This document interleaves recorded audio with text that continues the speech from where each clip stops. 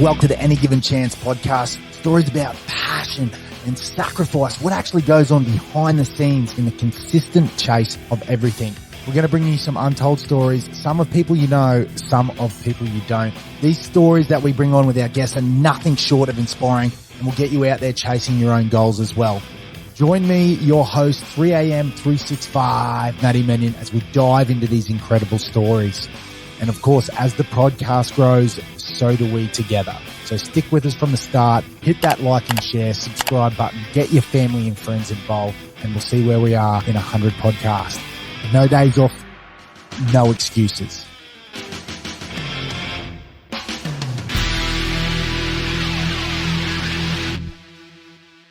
Three, two, one, and we're live. Any Given Chance podcast about passion, sacrifice, all the energy that goes in behind the scenes. Before we jump in today to today's guest, giving a little pump up to our sponsors, Squad Athletica. That's right, rivaling Nike. It's rivaling Under Armour. We've got all the gear based here on the Gold Coast by the one and only Ryan Fours. Mate, the gear's actually incredible. We've got all the run shirts. We've got the training shorts, all the run shorts. He's got everything. He's got yoga mats. He's got, you name it. The guy's got a warehouse full. Jump on over to their Instagram at SQD Athletica, I think it is. Just Google Squad Athletics and you'll find it. Like all the shirts, like check this out. Like just the material. It's insane.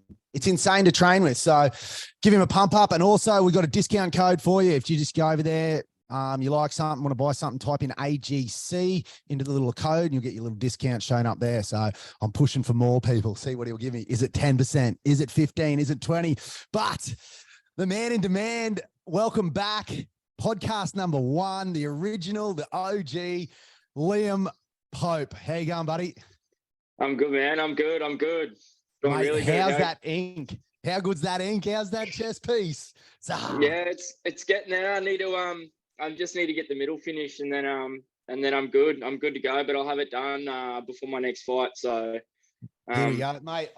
Well, when you're an animal like you can pretty much get any tats you want. And no one's going to say anything. So mate, what a journey it's been. I mean, you legit was the first podcast that we done. We came up to your training camp up there in BUR and basically mate, your whole story was sensational. Like just poured your heart out and you could see how much emotion and challenges that you've been through within boxing. But today you've got an Australian featherweight title bout coming up June 30th, is it? Yeah, 30th of June. So, previously I fought with the fight that broke my heart, basically, was the super bantamweight Australian title. Now this is against upper division. Eric Sokolov. Eric Sokolov. Yeah. Man, that was a war. I tell you, I was sitting on the edge of my seat at home. It was live all over KO and everything, and you could see in round 3? Yeah, round 3, I did nerve damage. I did nerve damage in my right elbow. So one of the nerves actually got caught in the bone there. And so I was in excruciating pain. Oh, I also broke my hand, obviously. So I broke my hand and had nerve damage. And that was all just from a pressure punch him in the head. So that was like you landed what, a lead right, or what was it? Yeah, it must have just been a right hand and it just broke my hand, that nerve damage. And I tell you what, I was in excruciating pain. And then I shit you not, after about 1 or 2 rounds after that, I could only feel the tip of my thumb and the tip of my pointing finger. And you know what? I thought to myself, either give up, which I was never going to give up, either give up or I just throw it. And so I had no idea. I had no idea kind of where my hand was, but I was just set out to go in there and no matter what, I'd go out fighting on my shield, and that's what I did. So, mate, if anyone hasn't watched that fight, go pull it up on YouTube and watch it. It's the courage out of that fight. What you shown basically showed who you are as an athlete and who you are within, because a lot of people, like you said, would give up. A lot of people had an excuse. That was the excuse there, but you came within a fucking bee's dick, like an inches of stealing that off him with a broken hand. And the fight was so funny, that one, because he was dancing around like he was in control. Like he was dancing around a lot, like he was cleaning up with rounds. And I rewatched the rounds and there were rounds that you won. Like, I was hitting him. I heard him numerous times. And I really thought, there was 1 or 2 punches in it where where if I hit him to the body once or twice more, he would have, that was it. Cause I heard him, I could hear him wail, like just, I could hear the life leaving his body. Just those, but you could see you were like tentative within that like 4 or 5 rounds after round 3. And it was just tentative. And we were like, I was going, I think he's broke his hand. Like, cause you just don't know when you're a spectator at home, you're legit on the edge of your seat. And then you could see like it nearly tick in your head. You could see your eyes like switch over and just go, not today. No, I think there is no excuses. Yeah, I think in the video you can actually hear with the commentators say, I think I've heard Liam's hurt his hand. I think he's hurt his hand. And I think you can hear, I remember me saying to my coach, I said, Coach, I think I broke my hand. I can't, my hand's fucked. And that's actually, they showed that in your corner. That's what we all heard. Yeah. And he said, well, you got a fucking left hand, use it. And I'm like, yeah. And what a left too, mate. That long reaching jab of yours is, fuck, man. You landed that on him like numerous times in those next ladges. Distance at distance, and then you just go fire. And it was just like, blink. Did that land? It was that quick and that fast and that sharp. Like, geez, you're blessed with those long arms. How good are they? So. Yeah, it was a good fight, and I know, man, I didn't follow my game plan either. Once that kind of happened to me and I got hit a few times, I was in survival mode almost for 7 rounds. You know what I mean? Yeah. Maybe 8 rounds even. Yeah. I was in survival mode. So, if I, we've asked to have it again. Apparently, Eric's no longer boxing anymore, or is going to box anymore. So, I think once I get this featherweight Australian title, he'll have to relinquish the super bantam, and then I'll fight someone for the super bantam as well. Double champ. Have the 2 belts. Yeah, man. Have that hanging up in your pool room in 40 years. How good. But mate, like I said, you really don't know what's inside athletes until you get in maybe a state of origin situation and you see players like Jonathan Thurston stand up. And what you did within that ring that night, you must have got, even though you didn't get the decision. And, it was so much closer than what Eric was doing within the ring. I was thinking, this guy's crazy. Like you've hit him 3 times in the round. How can you be dancing around claiming that you've hit the round like that? He nearly sold it to the judges, to be honest. So it was a split decision. So one judge had me winning the fight, and 2 other judges had him. Out of the 3 judges, 2 had him winning by 1 round. 2 rounds. It was 1 round. The last judge was 1 round. It was intense. But what you showed there, you must have taken, even though the W doesn't go on your name, you must know now what you've got inside you. You must know you've got that beast. You've got that amazing. I know there's even more. There's more to come. There's more to come. And since then I've just, I've leveled up and it really played on my mind for a while there. And I thought to myself, what do I do? Do I just chuck it in and have a good life with my family? But that's not me, man. That's not me. No. So I need to bust my ass this whole year. Like I want to have a big year, and I think I'm going to have a big year. So, it's a bit of a late start, but yeah. It doesn't matter as long as you got your process and as long as you got your training going down. And the best thing that you guys have got going at the moment is steel sharpen steel, and your training partner Dana Coolwell, he's on a path and trajectory as well. So you guys going at it every day in training, pushing. I had one of my best mates, Cody Norton, same thing. Like we'd train each other until he had to beat me, and then he beat me at that. I had to beat him next time. And you find those blokes who are just, you're in competition with them consistently throughout your life, but they're your best mates because they're actually bringing the best out of you. Is that what's happening out there with Pitty out at BOR? Yeah. I mean, we've got a good team now. Myself, Dana, we've got Tyler Blizzard now that, so he's originally from Tassie, and he flies from Tassie for training camps, and he flies in and out each week, just to train with Steve because, it's some of the best, arguably, in my opinion, the best coach in the country. Well, the best coach, one of the best coaches that I've had the pleasure of dealing with, so 'Cause he thinks And about, he's not just a boxing coach. He thinks and plans how we're doing this. What's your body everything going to is structured, take in? structured to the T, you know. And someone like me personally, I think that's exactly what I need, and I thrive off that, you know. So Yeah, that's right. But your commitment is second to none. You mentioned just then there in the story about sailing off into the sunset and having a good life with your family. You've just brought in your second born, Kingston Pope, a little boy. So the Pope name, the family name secured. How good's that? And how's being a dad with two kids, man, two young ones, plus training? Yeah, it lives on. Oh, I tell you what, like I got to take my hat off. Take my hat off to you know, my partner Jessica. If I didn't have such a supportive person in my life like her, you know, I wouldn't be able to do what I do. So yeah, just a quick shout out to her. Yeah. And Actually, anyone with a good wife, yeah, knows exactly what you're saying right there. That you're like, yeah, okay, thank you. Oh, I wouldn't be able to box. You know, I get up. I'm training twice a day. I'm working full time. I don't cook. My meals are cooked every single day. Yeah. Everything's sorted. She makes me lunch, everything, you know. So she plays a major role in my success. And so it's not just my success, it's our success and everyone else that supports me, you know.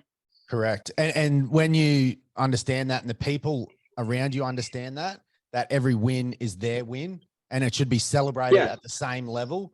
You know, people go, you know, with guys in rugby league teams or something like that, they're in the top 21, but they didn't play in the grand final. And they might have played 8 games that year and got the team to the grand final. And maybe they didn't make the team. Maybe it wasn't their year. Maybe there was someone just a little bit better than them.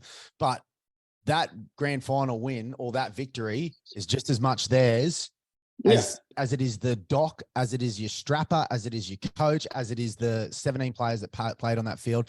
And boxing is like that, but it's more tight. It's more family orientated. It's best friends. It's more people that you'd want to take into the trenches with you.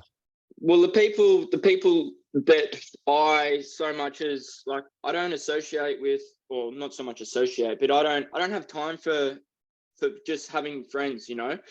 My friends are the people at the gym. Like what's today, Saturday? I've already trained today. I'll probably train this I'm training this afternoon, you know. Like I get Friday off. That's one day and I've still got to work. So I get no days off, you know. So what do you, I love that. No days off, no excuses. Yeah, no days off really. So what do you do for a crust? You know, you're working in the background to basically fund not only your family, but to fund, you know, your athletic ambition. Yeah. So I work for basically a company and I do rental maintenance. So they own a lot of properties and I just do rental maintenance on them. So like, have you got a trade background or you're a chippy?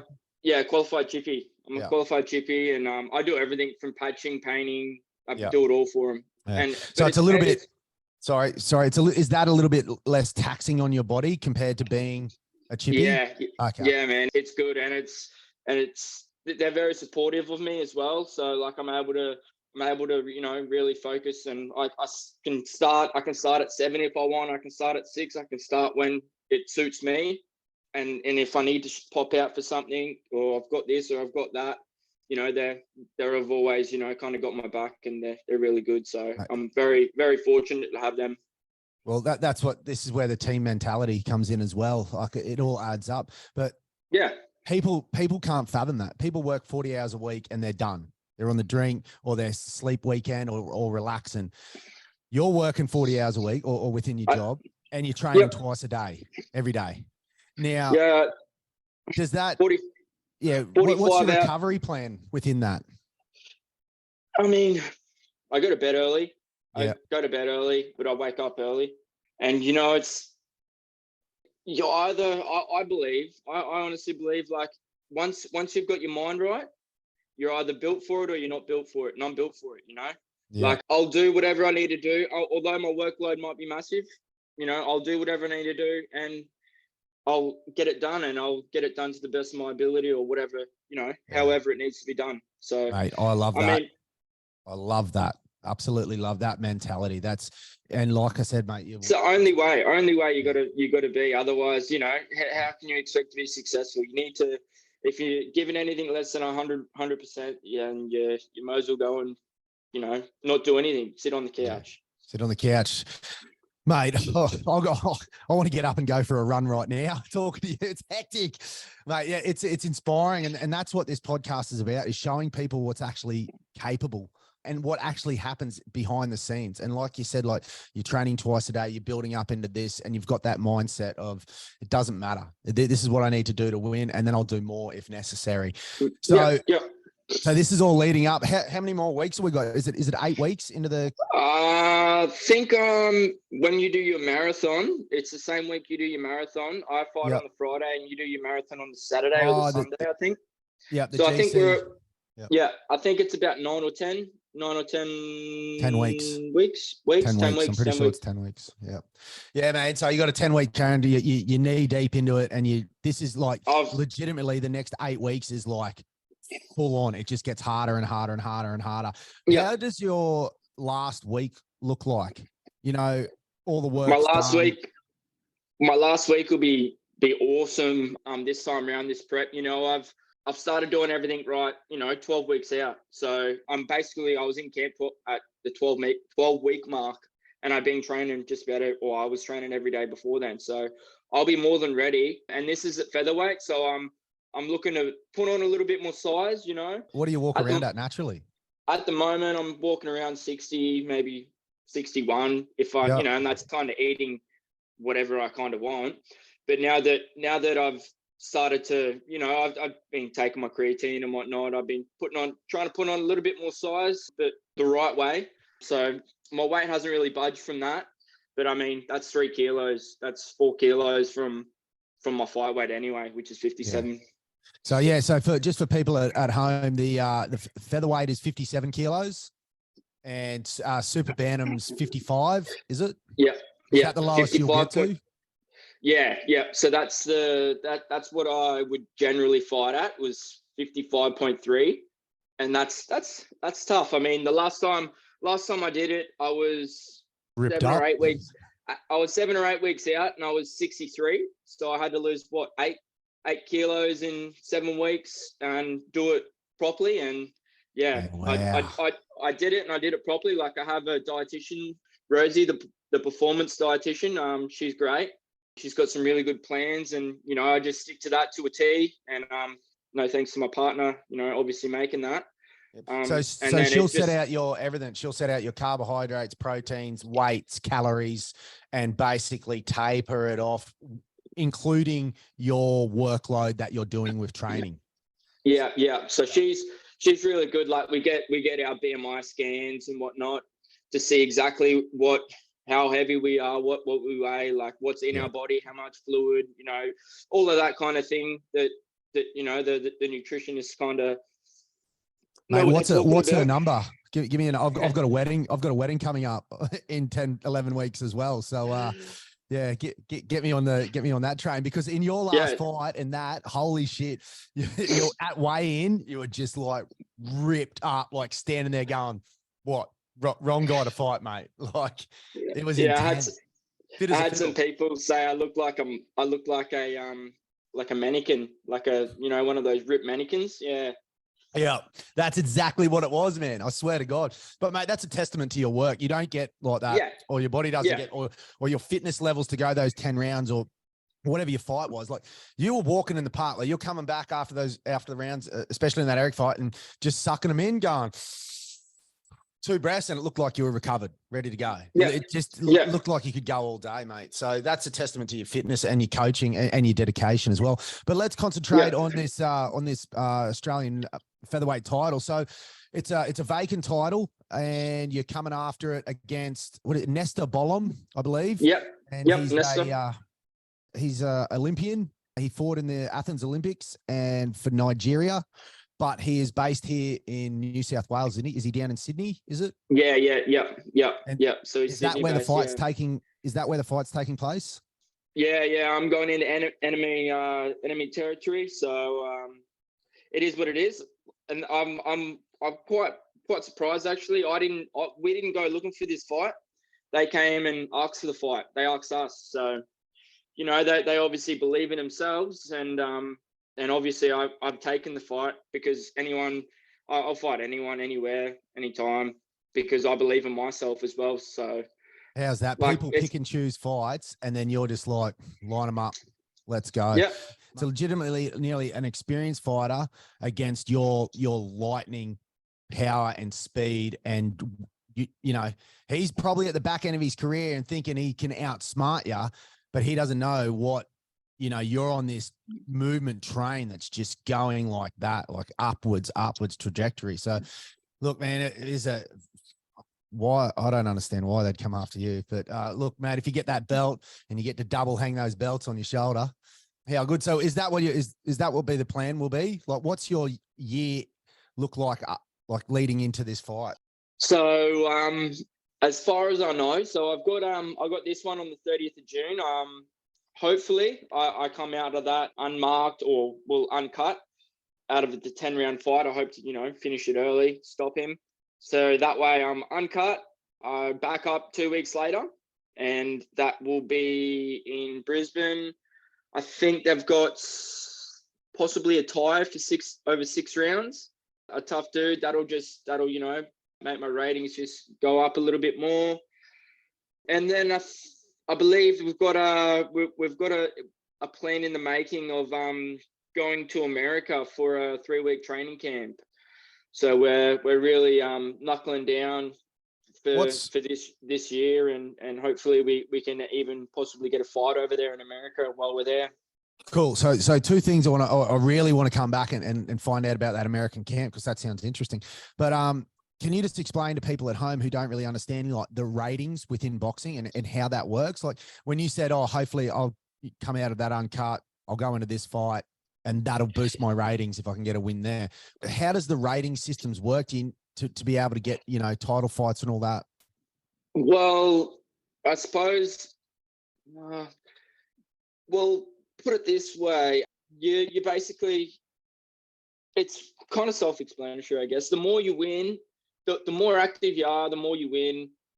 You know, you jump up the ratings, and you know, when you're say you're rated number 20 in the world, you know, you can fight someone that's within the top 15, and then you're in the top 15, and then you just climb, and then they're the bigger fights, and they're the titles, they're the regional titles, they're the, you know, intercontinental, the bloody. Okay, so you don't really. Yeah, you don't really get a chance if you're lingering around 30. You have to do your due diligence. You have to take names above you. You have to take scalps. Yeah. They're not just going to go Rocky Balboa style here. Yeah. Fight Apollo Creed for the title. You can't just you can't just. No one wants to fight. No one wants to fight a nobody. You know what I mean? So you need to. That's why it's so important to be active and keep progressing and working your way up. So that's the fight game. As you get closer in that, is that where the purses start to increase? Because people think like boxers make money. Like, you just don't make money at all. No, you know, you're on a low end budget. There's so much that goes into it for a minimum payday, unless it costs money. Yeah.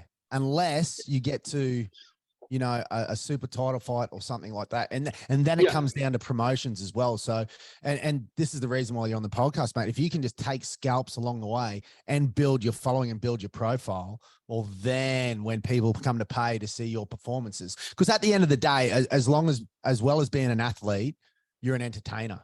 Like, it's entertainment at the top level and when I fight, it's all action, you know, and I've always gone in there, and you hit me once, I'm going to hit you twice. And I've always been in exciting fights. Every fight I've been in's been exciting, whether I've won or lost. Yeah.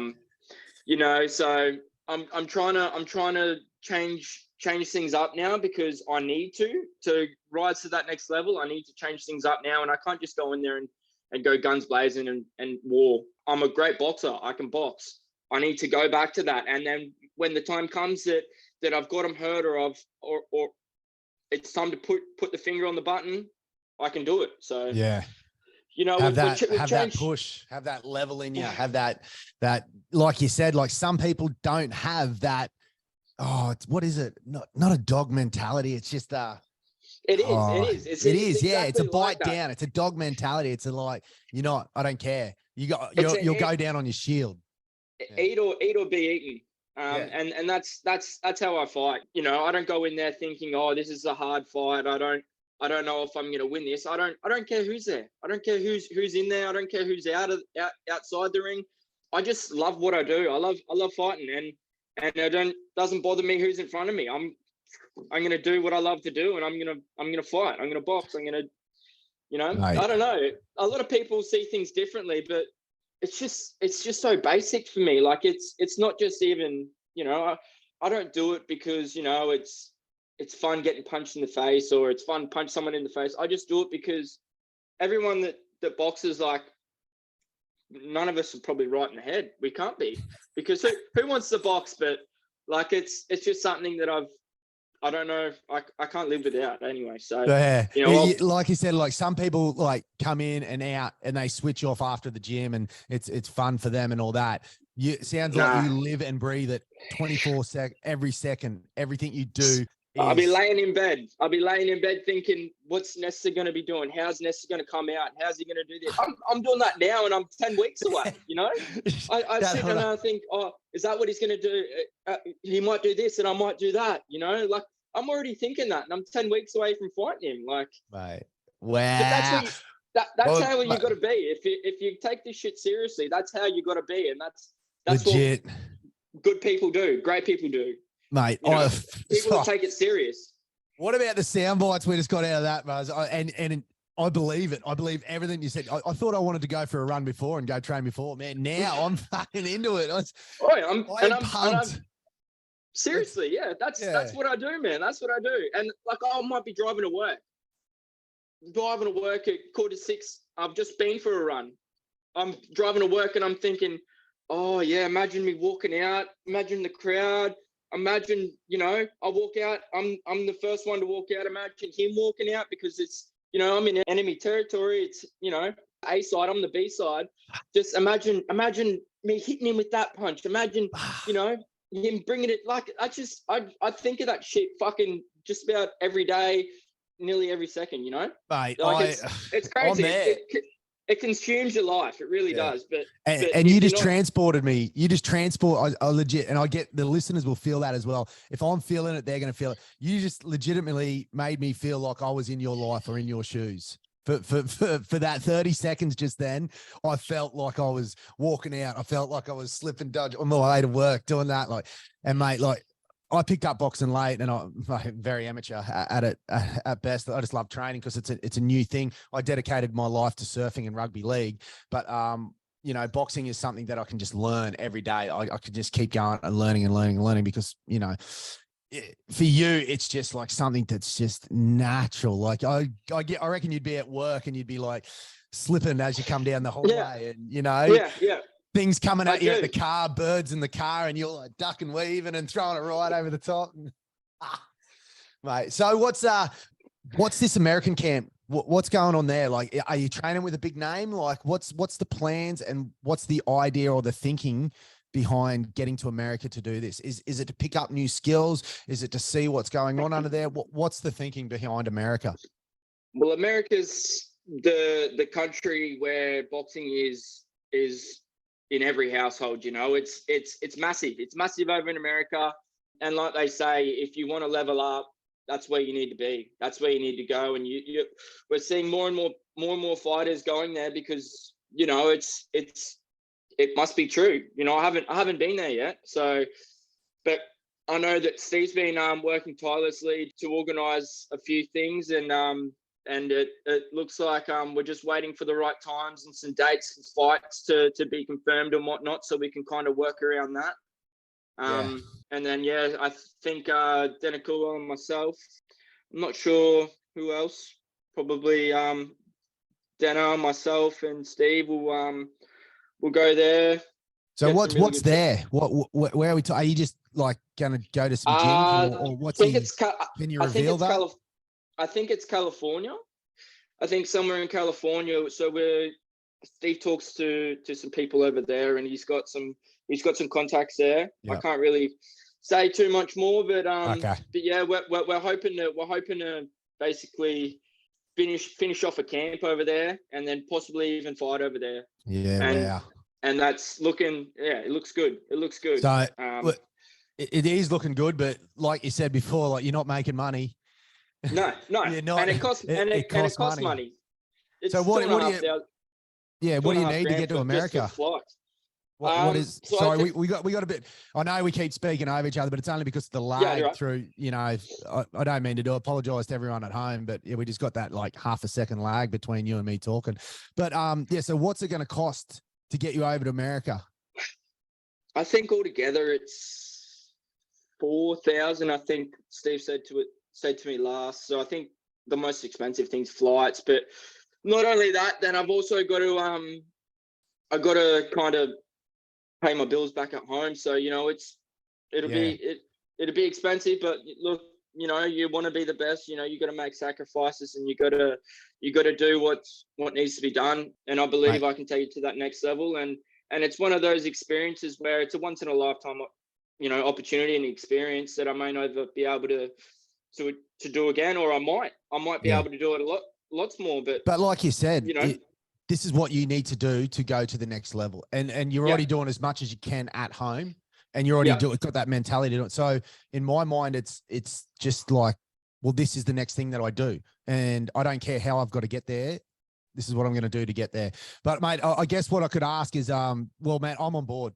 AGC, any given chance, we're going to sling you a sponsorship as well, give you some cash to get you over there. Because mate, like I said, I want you to make sure you're on that trajectory. And I guess I can put a shout out to any listeners or anyone out there as well. Well, I'm just finalizing some supporter shirts now at the moment for my next for the Australian title fight. I've just had Havoc jump on board and sponsor me, and they're gonna help me out with some supporter shirts and my fight shorts. They're gonna help me out with some of them. So if anyone wanted to jump on board and sponsor me, feel free to get in contact with me. Or this is any company. This is anything. Yeah, anyone. Yeah. Anyone, any division. You don't have to be in the fight company, like you said, or a podcast. You could be in the building trade. You just need to be able to see that the athletes like you, without people in the background sometimes, to be able to help out and provide money and join your team and come even on your journey. So basic, like if someone was to say, "Oh man, do you need some new boxing boots, or do you need, I'd be over the moon," because that's they're not cheap. And I've also got a family. I've also got to work, and I've also got to, look after myself as well. And I mean, it does get daunting, and it gets a lot sometimes, but yeah, I'm just. Well, like you said, those boxing shoes, that's now groceries for the week for Jess and the kids. Yeah, instead of that money having to go there, that money can now be put aside. And for the 3 or 4 weeks you're away, your family's safe, fed, and all that. Yeah. People just don't understand, like, you are sacrificing everything. Not 100%. Everything. Like, and your family is too. You might be able to, go to work, save on this and save that and live comfortably. But now everything's like to a budget, to a T. The same as your food, the same as your macro. Yeah. So yeah, look, this is a big shout out and a call to everyone out there as well. If you want to come on along with Popey's journey, I mean, I'm in with the kid. I believe in what he does 100%. But if there's anyone out there, or someone who might be involved, or we'll start a GoFundMe or something like that. And if everyone just chip in $5-10, 100 people do that, or 200 people chip in $5, who listen to the podcast, mate, you've got $1,000, and then you got a little bit from us, and that's one step closer. So every single little bit counts towards your dream. So, mate, I've seen people spend $50 on a carton that they shouldn't be drinking. Don't go buy a pie for Smoko. Take a sandwich from home and give Popey $10 to get him over to America, people. But legit, this is where we're at, and this is what needs to happen to get you to America. So 100%. And look, I'm already making sacrifices, and it is what it is, but. Like I said, it is what it is, and I'm just happy to be able to still be able to keep on keeping on with 2 kids and everything that's, the crazy life that I live. It's and good. Like you said, good, like we would be joining part of your journey. It's not like, oh, thanks for the money, see you later. Like, you've got that attitude of, like you said just before, even if it's a pair of boots, man, like, I'm so appreciative, and you can see that you're not about yourself. Absolutely. Yeah, you love what you do. You love being an entertainer, and you love everyone who supports you as well. Just walking in the door. So And yeah, that honesty can, people can tell when you're sharp, when you're shifty, man. They tell you straight away, but you can tell your passion, and you can tell, straight up your honesty and what things, family and friends and people who support you mean to you. You wear your heart on the sleeve, mate. And mate, I just want to keep riding the train with you. I get pumped up every time you got a fight. I get pumped up every time you got something coming up. I get, what's he doing at training? I get on your socials. I see him like, up. Next minute I'm in the gym trying to copy, and especially you being my junior by 10 years. And you guys like me, like this is another thing that I always say on the podcast is you're never too late to start.